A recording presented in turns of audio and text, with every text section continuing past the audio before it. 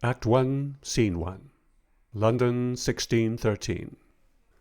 William Shakespeare had no real expectations regarding an afterlife, so the fact that he was dead, and knew it, came as a surprise.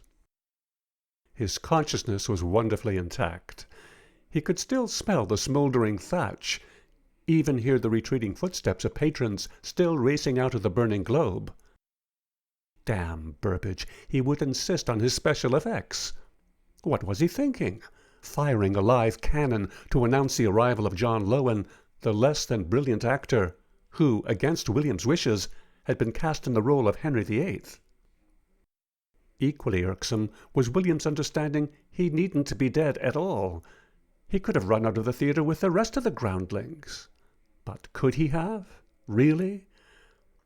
And just watch his chattel burst into unrestrained flame? The fruit of years of toil and arm-twisting, could he simply have watched it all go up in smoke? It was not in William Shakespeare's nature to suffer the slings and arrows of outrageous fortune so unfeelingly.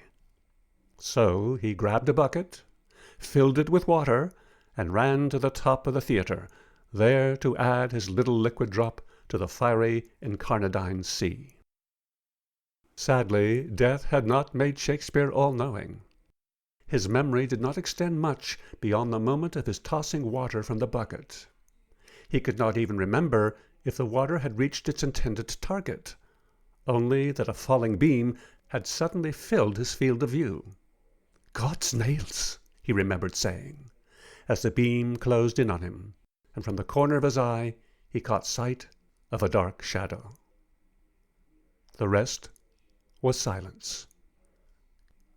He could have stayed in Stratford and avoided the whole business.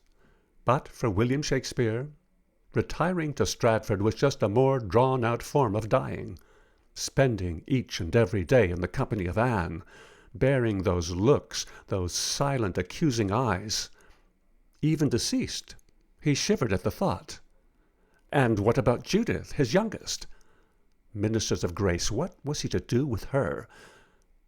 If one had to choose a method to die, going down with the theatrical ship was far the better choice. Shakespeare's last thought, before closing his insubstantial eyes, he expressed in a rhyming couplet, as was his custom.